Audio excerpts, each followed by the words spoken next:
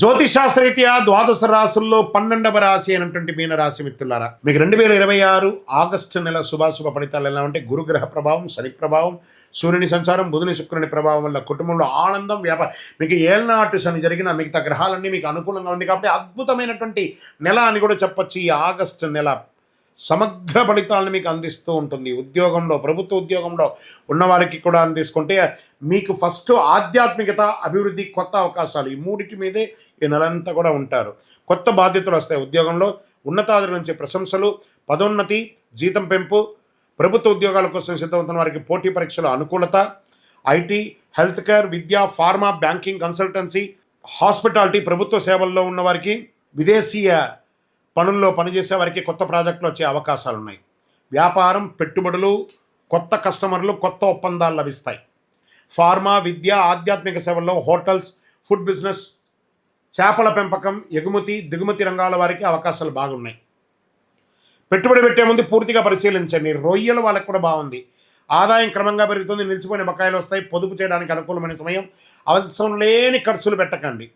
Share market దీర్ఘకాలిక పెట్టుబడుల్లో మంచి లాభాలు పొందుతారు. ఊహాగానాలతో ట్రేడింగ్ చేయకండి.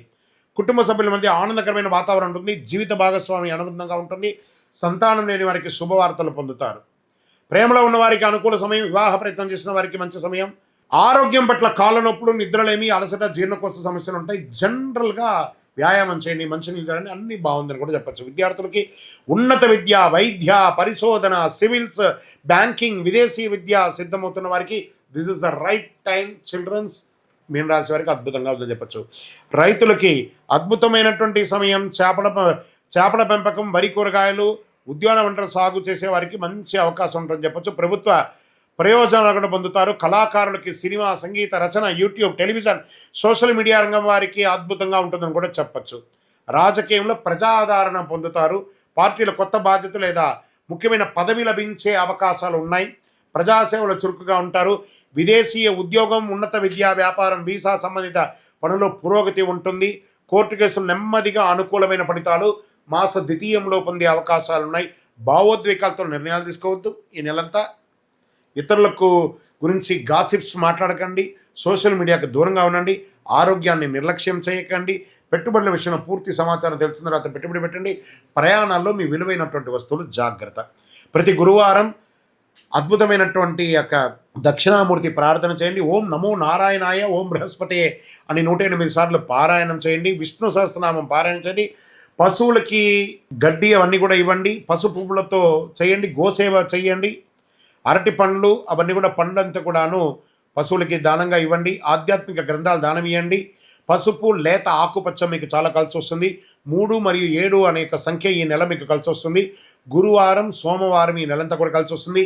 మీ వయస్సు ఎంత ఉందో అన్ని దీపాలు మీ ఇష్టదైవం దేవాలయంలో వెలిగించండి. అతి శక్తివంతమైనటువంటి కరుంగాలిమాలను ధరించండి. మీకు కావలసిన వారు మీ యొక్క జాతకాని కొరకైనా, మీ యొక్క కరుంగాలిమాల కోసమైనా మా యొక్క అడ్మిన్ ప్యానల్లో ఉన్నటువంటి నెంబర్కి వాట్సాప్ చేయండి. తప్పకుండా మీకు రిప్లై వస్తుంది.